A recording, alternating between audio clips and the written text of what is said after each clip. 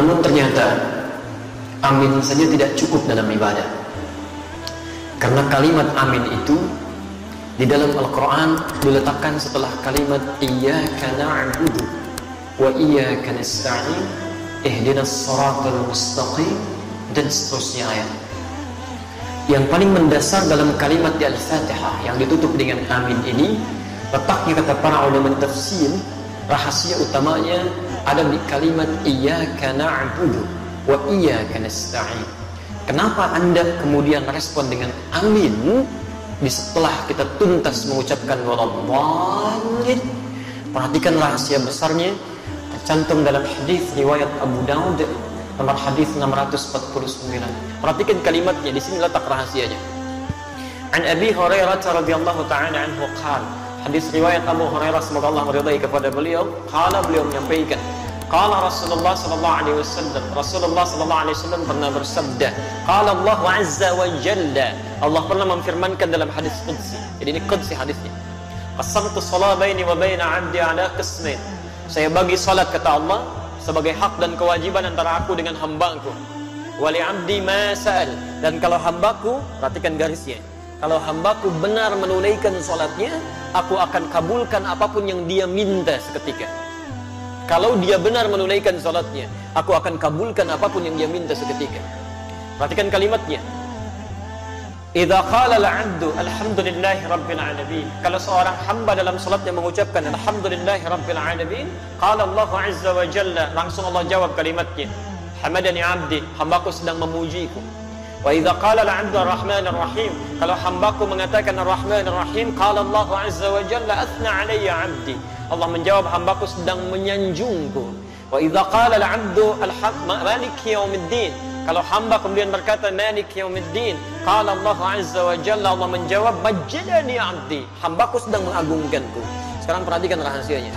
Idza qala al-'abdu, kalau seorang hamba berkata dalam salatnya, iyyaka na'budu wa iyyaka nasta'in, ya Allah, sekarang kami ibadah, salat kami jadikan hanya untukmu, dan sekarang kami punya persoalan dalam kehidupan, kami mohonkan solusinya hanya kepadamu. Qala Allah azza wa jalla, seketika Allah akan menjawab kalimatnya. Perhatikan perbedaan dengan jawaban-jawaban sebelumnya. Hadza baini wa baina 'abdi, inilah perjanjian antara aku dengan hambaku. Wali 'abdi ma sa'al, kalau sampai kalimat ini dia ucapkan benar salatnya, maka apapun yang dia minta aku akan kabulkan seketika itu. Jadi kalau Anda benar dalam berdiri ini saja, sampai di sini saja Anda benar kalimatnya, kata Allah, mau minta apa kamu minta apapun, saya akan kabulkan. Karena itulah sejak dulu para nabi dan rasul sebelum masa Nabi Muhammad SAW, setiap kali mereka menunaikan salat itu akan selalu menyampaikan doa-doa dalam hajat kehidupannya. Sebelum kita sudah ada nabi yang salat, cuma caranya kita lebih sempurna sampai dengan sujud dan salam. Dulu Masya Allah, Nabi Zakaria salat, Quran surah ketiga Ali Imran ayat 38-39, posisi paling kanan sebelah atas. Ya Masya Allah, Nabi Isa salat, Quran surah 19 dari ayat 31, ya posisi paling kanan di pertengahan. Nabi Ismail bahkan ya kakek Nabi Muhammad SAW ke-29 salat dan memerintahkan keluarganya untuk salat, Quran surah 19 di ayat 55-nya. Di semuanya salat. Nabi Musa salat, Nabi Ibrahim salat, semua salat. Kalau Anda urutkan dari Nabi Muhammad SAW sampai Nabi Adam, mereka pun salat dengan cara yang berbeda dengan kita, dan kita lebih sempurna. Muhammad bin Abdullah bin Abdul Muttalib bin Hashim bin Abdul Manaf bin Qusay bin Murrah bin Kilab bin Ka'b bin Ghalib bin Fihr bin Malik bin Nadar bin Kinana bin Khuzaimah bin Mudrika bin Ilyas alaihi salam bin Nizar bin Mudar bin Ma'ad bin Adnan bin Addi bin Adri bin Muqawwam bin Nahur bin Talih bin Ya'rub bin Yasjub bin Nabit bin Ismail alaihi salam bin Ibrahim alaihi salam bin Adhar bin Nahur bin Abir bin Kinan bin Arfakhshad bin Sam bin Nuh alaihi salam bin Mihlail bin Matashada bin Kinan bin Anwas bin Thith bin Adam alaihi salam. Nabi Muhammad sallallahu alaihi wasallam sampai ke atasnya semua salat. Perhatikan apa yang paling hebat terjadi. Pernah dulu ada dua orang menikah. Setelah berumah tangga ternyata secara medis divonis tidak mungkin punya keturunan. Suaminya rambutnya sudah memutih, fisiknya sudah letih, istrinya divonis secara klinis menopause dan mandul, secara medis mustahil. Maka apa yang terjadi? Perhatikan kaidah Qurannya, ini manhaj untuk kita semua. Quran surah ketiga Ali Imran ayat 38, posisi paling kanan sebelah atas. Hunalika da'a Zakaria rabbah. Di mihrabnya kemudian Nabi Zakaria yang mengalami peristiwa tadi, ya, yang saya sebutkan, rambut memutih, fisiknya sudah letih, dengan kondisi istrinya ada di Quran surah 19 Maryam, dari ayat keduanya sampai dengan ayat ke-10 nya, posisi paling kanan dari atas sampai bawah. Kemudian setelah semua mengatakan mustahil punya keturunan, apa yang dilakukan? Nabi Zakaria meninggalkan pendapat manusia, langsung bermohon kepada Allah yang tanpa batas. Maka masuk ke mihrabnya bermohon. Qala rabbi habli min ladunka dzurriyyatan thayyibah innaka sami'ud du'a. Ya Allah, semua mengatakan mustahil saya punya keturunan. Saya hanya bermohon sekarang hanya kepadamu ya Allah, yang tidak punya batas dalam kekuasaannya. Engkau pasti dengar doa saya. Kalau pada yang maha mendengar saja belum dikabulkan, pada siapa lagi saya mesti minta ya Allah? Ini rumus dalam Al-Quran. Kalau Anda sedang punya persoalan dalam kehidupan, jangan putus asa. Kalau semua makhluk mengatakan mustahil, mengangkat tangannya dan mereka menyerah, itu tanda pertama dari Allah supaya Anda meninggalkan pendapat makhluk, langsung memohon kepada Allah Subhanahu wa ta'ala. Isyaratnya ditemukan di Quran karena Allah ingin memberikan langsung kepada Anda tanpa melalui perantara yang lainnya. Kalau dengan sudah diberikan seperti itu belum mampu mendekatkan Anda kepada Allah, Anda mesti diberikan seperti apa lagi? Sehat belum bisa mendekat kepada Allah. Mata bisa melihat, belum bisa menggunakan untuk melihat yang baik-baik. Diberikan sakit belum ingat Allah juga. Anda mesti bagaimana lagi supaya ingat Allah? Ada anak orang matanya nggak bisa lihat, cuman usianya 4 tahun, ada yang 5 tahun, mata buta, masih mau menghafal Quran, sampai hafal Quran. Muaz namanya. Anda 40 tahun, 50 tahun, matanya sehat, masih bisa melihat sampai hari ini. Kalau dengan seperti itu belum mampu melihat isi Quran saja, mesti dengan cara apa lagi dimotivasi supaya mau meningkatkan ibadah? Baik, ketika bermohon itu apa yang dilakukan? Ternyata bukan bermohon biasa, ditunaikan dalam keadaan sholat, masih berdiri sholatnya. Berdiri dalam bahasa Arab disebut qa'im, qa'im. Sedang sholat yusalli. Perhatikan, begitu memohon kepada Allah dalam salatnya, seketika turun malaikat dan kalimatnya menggunakan fa, fanadat fil malaika. Ada yang menggunakan waw, ada yang menggunakan thumma, ada yang menggunakan fa, itu berbeda. Saya katakan dhahaba Muhammad ila jami'il jihad wa Ali. Muhammad datang ke Masjid Al-Jihad dan Ali. Kalau menggunakan waw itu Muhammad datang, Ali nyusul. Kalau kalimatnya menggunakan thumma, maka ada jarak yang cukup panjang. Muhammad sudah pergi, 1 jam kemudian Ali baru datang. Tapi kalau menggunakan fa Ali, maka ketika Muhammad berangkat, Ali berangkat. Allahu Akbar. Begitu selesai doanya menggunakan fa, fanadat fil malaika. Selesai doa, belum selesai salatnya. Selesai doa, tiba-tiba turun malaikat. Wa huwa qa'imun yusalli fil mihrab. Sedangkan beliau masih berdiri dalam salatnya, masih berdiri, belum selesai salatnya. Saat dalam keadaan berdiri ini apa yang disampaikan? Annallaha yubashshiruka bi Yahya. Allah kasih kabar gembira, Anda akan punya anak. Namanya langsung dari Allah, Yahya. Artinya hidup. Yang mustahil menurut manusia, lahir dari rahim seorang perempuan yang menofus dan mandul, bayi yang hidup, kata Allah tidak ada yang mustahil. Dan terlahir dalam keadaan sehat menjadi nabi setelah itu. Taat menunaikan salat. Nabi Zakaria berdiri dulu, salat, memohon, dikabulkan. Dengan keistimewaan Nabi Muhammad SAW, Nabi Muhammad dan umatnya bahkan sebelum berdiri sholat ditunggu oleh Allah mau minta apa. Nabi Zakaria berdiri dulu sholat, minta, dikabulkan. Umatnya Nabi Muhammad sebelum sholat ditunggu oleh Allah mau minta apa. Turun Quran surah kedua Al-Baqarah ayat 45 sampai 46, posisi paling kanan, pertengahan agak sedikit ke bawah. Perhatikan kalimatnya, wasta'inu bis sabri was salah. Wasta'inu, sigatnya amar, untuk perintah. Dan jika Anda memiliki persoalan dalam kehidupan, perhatikan cara menerjemahkannya. Dan jika Anda punya masalah dalam hidup, tidak ada manusia yang tidak punya masalah. Ya, semua kita pasti punya masalah. Ini pun tenang-tenang begini belum tentu nggak punya masalah. Kantor ada yang belum selesai, itu pasti. Quran surah kedua Al-Baqarah ayat 155 sampai 157, posisi paling kiri di atas sampai ke tengah. Setiap kita punya persoalan, ya. Baik. Dan jika Anda punya masalah dalam kehidupan, Maka mintakan solusinya kepada Allah. Perhatikan caranya ya, supaya masalah cepat selesai kalau Anda sedang punya masalah. Satu, bisabri. Terima dulu masalahnya dengan sabar. Jangan mengeluh. Tidak ada satupun ayat di Quran yang berbicara tentang keluhan. Pilihannya cuma sabar.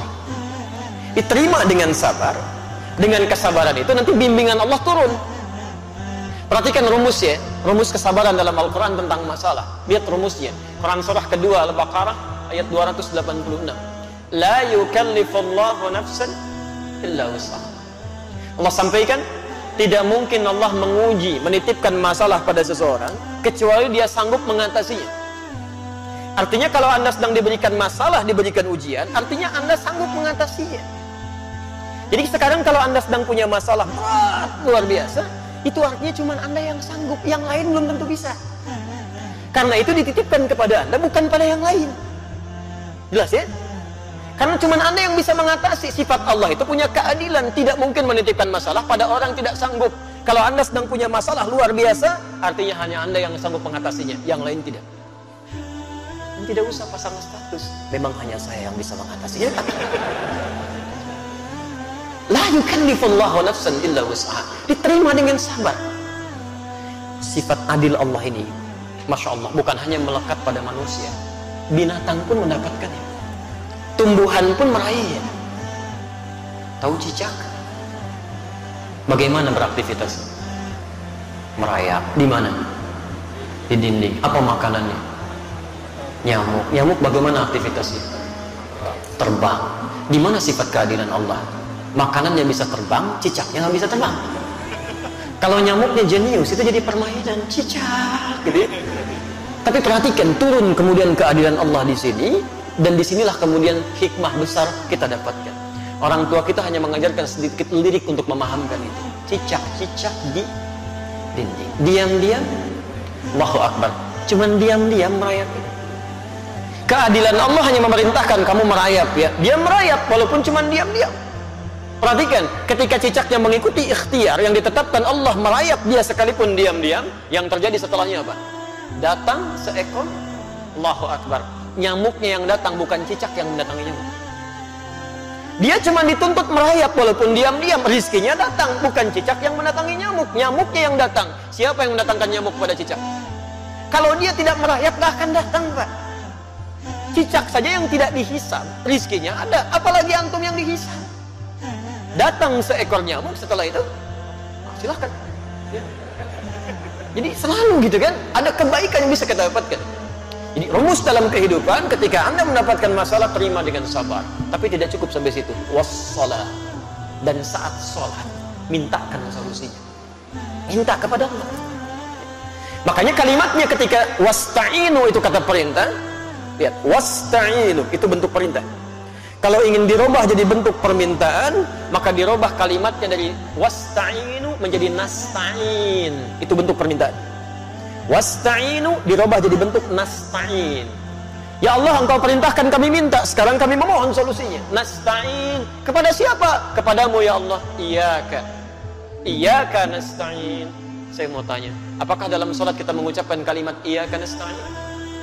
Saat sujud atau saat rukuk? Berdiri.